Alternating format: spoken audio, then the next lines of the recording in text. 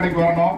அண்ணன் உலகநாதன் அவர்களே, ஒன்றிய கவுன்சிலர் தானே, ஒன்றிய கவுன்சிலர் அண்ணன் செல்லத்துறை அவர்களே, இந்து முன்னணியுடைய மாவட்ட தலைவர் மரியாதைக்குரிய அண்ணன் ரமேஷ் அவர்களே, ஊர்வலத்தை துவக்கி வைப்பதற்காக இங்கே வருகின்றிருக்கக்கூடிய தொடர்ச்சியாக இந்த ஊர்வலத்தை துவக்கி வைத்துக் கொண்டிருக்கக்கூடிய மரியாதைக்குரிய அண்ணன் ராமகிருஷ்ணன் அவர்களே, நிறைவாக நன்றி சொல்ல இருக்கக்கூடிய மரியாதைக்குரிய அன்பு சகோதரர் மாரிமுத்து அவர்களே, மற்றும் இந்த நிகழ்ச்சி மிகச் சிறப்பாக நடப்பதற்காக மிக கடுமையான முயற்சி எடுத்திருக்கக்கூடிய உழைத்திருக்கக்கூடிய மரியாதைக்குரிய பேட்டை சிவா அவர்களே, மாவட்டத்தினுடைய பொதுச் செயலாளர் செல்வம் அவர்களே, மாவட்டத்தினுடைய முன்னாள் துணைத் தலைவர் அன்பு தம்பி மாரிமுத்து அவர்களே, மரியாதைக்குரிய குமரவேல் அவர்களே, மரியாதைக்குரிய தம்பி கண்ணன் அவர்களே,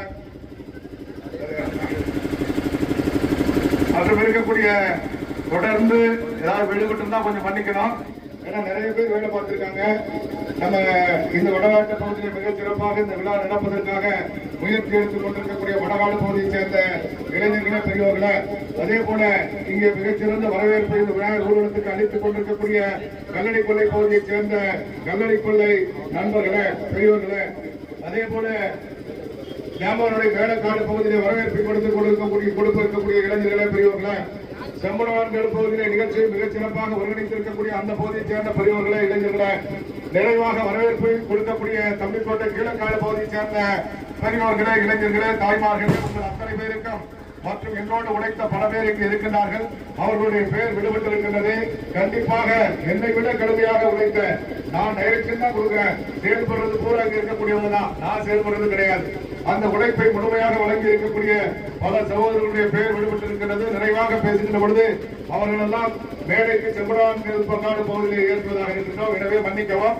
மற்றும் இந்த நிகழ்ச்சியில நம்முடைய வேண்டுகோளை ஏற்று அழைப்பை ஏற்று இங்கே வரவேற்றிருக்கக்கூடிய அனைத்து பகுதியை சேர்ந்த பெரியவர்களே, தாய்மார்களே, இளைஞர்களே, இந்து உணர்வுமிக்க சகோதரர்களே, உங்கள் அத்தனை பேருக்கும் என்னுடைய மனமார்ந்த நன்றிகளை தெரிவித்துக் கொள்கின்றேன். இன்றைக்கு 33வது ஆண்டாக இந்த விநாயகர் ஊர்வலத்தை நடத்துகின்றோம் என்று சொன்னால் இந்த பகுதியில் அது ஒரு சாதாரண விஷயம் கிடையாது. எத்தனையோ வழக்குகளை நம்முடைய சகோதரர்கள் சந்தித்திருக்கின்றார்கள். எத்தனையோ பேர் இன்றைக்கும் கூட 10 ஆண்டு காலம், 15 ஆண்டு காலம், 20 ஆண்டு காலமாக நீதிமன்றத்திற்கு அலைந்து கொண்டிருக்கக்கூடியவர்கள் இருந்தார்கள். எத்தனையோ சகோதரர்கள் இங்கே ஏற்பட்ட பல பிரச்சனைகளை, குடும்பத்திலே பிரச்சனை ஏற்பட்டு குடும்பத்தை இழந்தவர்கள் இருக்கின்றார்கள். எத்தனையோ பிரச்சனை, எத்தனையோ வழக்குகள், எல்லாவற்றையும் மீறி இந்த விநாயகர் ஊர்வலத்தை தொடர்ந்து இந்த பகுதியை சேர்ந்த இளைஞர்கள் நடத்தி கொண்டிருக்கிறார்கள் என்று சொன்னால் இந்து சமுதாயம் எப்படிப்பட்டது? வழக்குகளுக்கு அச்சப்படாத சமுதாயம் இந்து சமுதாயம், அச்சுறுத்தலுக்கு அச்சப்படாத சமுதாயம் இந்து சமுதாயம், காவல்துறையுடைய மிரட்டலுக்கு அச்சப்படாத சமுதாயம் இந்து சமுதாயம் என்பதை நிரூபிக்கக்கூடிய வகையிலே இருக்கக்கூடிய இந்து சமுதாயத்தை, ஜாதி ரீதியாக வேறுபட்டிருக்கக்கூடிய நம்முடைய சமுதாயத்தை ஒன்றிணைக்க வேண்டும் என்பதற்காக துவங்கப்பட்ட ஊர்வலம். இன்றைக்கும் கூட நம்முடைய நாடு எப்படி இருக்கிறது, நம்முடைய தமிழ்நாடு எப்படி இருக்கிறது என்று சொன்னால் இன்றைக்கு நம்ம சாமி, நம்ம கோயில், நாமே பாதுகாப்போம் என்று சொல்லக்கூடிய ஒரு நிலையிலே நாம் இருந்து கொண்டிருக்கிறோம். நம்முடைய விக்னேஷ் அவர்கள் சொன்னதை போல நம்ம சாமியை பாதுகாக்க வேண்டிய ஒரு சூழ்நிலையில் நம்ம இருந்து கொண்டிருக்கின்றோம். அந்த காலத்திலே பார்த்தோம் என்று சொன்னால் வரலாற்றிலே நம்முடைய நாட்டில் நம்முடைய மக்கள் பணத்தை கொள்ளையடித்தவர்கள், நம்முடைய கோயிலை கொள்ளையடித்தவர்கள், நம்முடைய கோயில் சொத்துக்களை கொள்ளையடித்தவர்கள், நம்முடைய கோயிலை இடித்தவர்கள் வரலாற்றில் இடம்பெற்றுக் கொண்டிருக்கிறார்கள். அவர்களை தேச துரோகிகளாக பார்க்க வேண்டியவர்கள், நாட்டினுடைய விரோதிகளாக பார்க்க வேண்டியவர்கள், நாட்டை கொள்ளையடிப்பதற்காக வந்தவர்களாக பார்க்க வேண்டியவர்களை இன்றைக்கு வரலாற்றிலே கதாநாயகர்களாக நாம் படித்துக் கொண்டிருக்கின்றோம். அதே போன்ற ஒரு நிலைதான் இன்றைக்கு தமிழகத்தில் இருந்து கொண்டிருக்கிறது. இன்றைக்கும் கூட தமிழகத்திலே இந்த இந்து மதத்தை அழிக்க வேண்டும் என்பதற்காக ஆட்சியில் இருக்கக்கூடியவர்களும் அவர்களோடு கூட்டணி இருக்கக்கூடிய பல்வேறு கட்சியை சேர்ந்தவர்கள் இந்து மதத்தை ஒழிக்க வேண்டும், இந்து மதத்தை அழிக்க வேண்டும், இந்து கலாச்சாரத்தை ஒழிக்க வேண்டும் என்று பேசிக் கொண்டிருக்கிறார்கள். மேடையிலே நம்முடைய கடவுளை இழிவுபடுத்துகின்றார்கள், நம்முடைய மதத்தை இழிவுபடுத்துகின்றார்கள், நம்முடைய வழிபாட்டு முறைகளை இழிவுபடுத்துகின்றார்கள். எல்லாவற்றையும் வெளிப்படுத்தினாலும் கூட இந்த இந்து மதம் அதையெல்லாம் பார்த்துக் கொண்டிருந்த மதம் பெருந்தன்மையான மதம், எல்லாவற்றையும் ஏற்றுக்கொள்ளக்கூடிய மதம் என்கின்ற அடிப்படையிலே பார்த்துக் கொண்டு, சகித்துக் கொண்டு, கேட்டுக் கொண்டிருக்கின்றோம். இது வகைப்பட்ட சூழ்நிலை ரொம்ப நாளைக்கு இருக்காது. 4 நாளைக்கு முன்னாடி கூட பார்த்தோம்னா ஒருத்தர் ஒழிக்கப்பட வேண்டிய மதம் என்று அவர் கூடக்கூடிய காரணம் என்ன? இந்து மதத்திலே சமுதாய வேறுபாடுகள் இருக்கிறது என்று எங்கு இல்லை வேறுபாடு. நம்முடைய மதத்திலே பார்த்தோம் என்று சொன்னால் வேறுபாடுகளே பட்டுக் கொண்டிருக்கின்றன.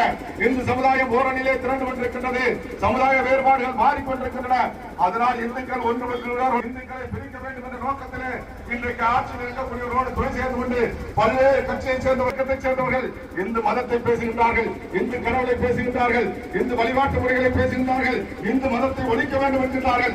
சாது மிரண்டால் காடு வெல்லாது என்று சொல்லக்கூடியதை போல இந்துக்கள் ஒன்றுபட்டார்கள் என்று சொன்னால் இப்படி பேசக்கூடியவர்கள் எல்லாம் எந்த நாட்டை நேசிக்கின்றார்களோ, எந்த நாட்டில் இருந்து பணம் பெற்றுக் கொண்டு பேசாருக்கு துணையாக இருக்கின்றார்களோ அவர்களோடு இணைந்து கொள்ளக்கூடிய சூழலை இந்த நாட்டில் உருவாகும் என்பதை சொல்லிக்கொண்டு, அதே போல ஒன்றிணைக்கக்கூடிய ஒரு கட்டாயம் இன்றைக்கு இருக்கிறது. தேச துரோகிகளிடமிருந்து, இந்த மாதிரியான சமூக விரோதிகளிடமிருந்து, இந்த மாதிரியான இந்து மத விரோதிகளிடமிருந்து இந்த நாட்டை பாதுகாப்பதற்காக, இன்றைக்கும் கூட இந்து மதத்தை பாதுகாப்பதற்காக, நம்முடைய கலாச்சாரத்தை பாதுகாப்பதற்காக, நம்முடைய கோயிலை பாதுகாப்பதற்காக இந்துக்களை ஒன்றிணைக்கக்கூடிய பணியை அன்றைக்கு ஐயா ராமகோபாலன் அவர்கள் எந்த நோக்கத்தோடு போகிறாரோ இன்றைக்கும் கூட அதே நோக்கத்தோடு இந்த விநாயகர் ஊர்வலத்தை நடத்த வேண்டிய ஒரு கட்டாயத்தினை நாம் இருந்து கொண்டிருக்கின்றோம்.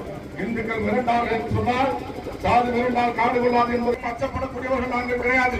எதற்கும் கட்டுப்பட்டவர்கள் நாங்கள் கிடையாது. ஒரு ஒழுக்கம் எங்களுக்கு என்று ஒரு கட்டுப்பாடு, அதை உருவாக்கி கொண்டு நாங்கள் குறித்த நேரத்திலே தூங்குகின்றோம், குறித்த நேரத்திலே விநாயகர் ஊர்வலத்தை முடிக்கின்றோம். ஆனால் பார்த்தோம் என்று சொன்னால் காவல்துறை கடந்த ஆண்டு மிகச்சிறந்த ஒத்துழைப்பை கொடுத்தார்கள். இந்த ஆண்டு கூட நல்ல அணுகுமுறையோடு நல்ல ஒத்துழைப்பை கொடுத்துக் கொண்டிருக்கின்றார். ஆனால் இருக்கக்கூடிய சில அதிகாரிகள் இங்கே பார்த்தோம் என்று சொன்னால் தில்லை விழாத்திலிருந்து செம்படவங்காடு வர வேண்டிய செங்காங்காடு வழியாக வர வேண்டிய பிள்ளையாரை தடுத்து நிறுத்தி மறுபாதையில் அழைத்து வருகின்றார்கள். அதே போல அங்கே பார்த்தோம் என்று சொன்னால் தற்போது உள்ளே வந்து கொண்டிருக்கக்கூடியவர்கள் தடுத்து நிறுத்தப்பட்டிருக்கிறார்கள். தடுத்து நிறுத்துவதாக எங்களுக்கு தகவல் தெரிவிக்கின்றார்கள். காவல்துறை கண்காணிக்க வேண்டும்.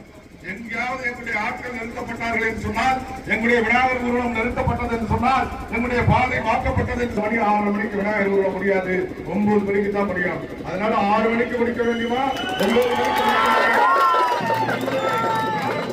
செய்ய வேண்டாம். நீ சரியா ஃபாலோ பண்ணணும். இங்க இருந்து பேசினா உடனே நம்முடைய டிஎஸ்பி என்ன சொல்றாரு, எங்க வெளியே போகிறாரு. ஆனா அங்க இருக்கக்கூடிய 2 இன்ஸ்பெக்டர் முடியாதுன்னு சொல்லி நடத்தி சொன்னாங்க. அப்ப காவல்துறை அதிகாரிகள் சொன்னதை கேட்காம இன்ஸ்பெக்டர் பண்ண முடியுமா?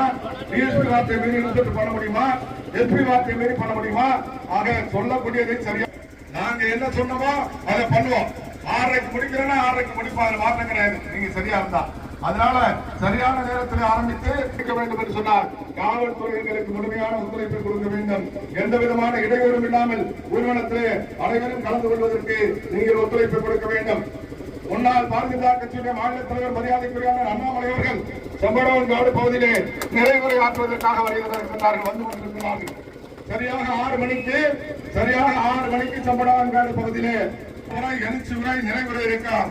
அதை கேட்டு அத்தனை இந்துக்களும் செல்ல வேண்டும் என்று கேட்டு முறையிலே, கட்டுப்பாடான முறையிலே நாம் கட்டுப்பாடானவர்கள், நாம் ஒழுக்கமானவர்கள், நாம் நேரத்தை கடைபிடிக்கக்கூடியவர்கள் என்பதை நிரூபிக்கக்கூடியவர்களே அத்தனை பேரும் கலந்து கொண்டு மிக சிறப்பாக இந்த ஊர்வலத்தை நடத்தி தர வேண்டும் என்று கேட்டு விடுகின்றேன். நன்றி, வணக்கம்.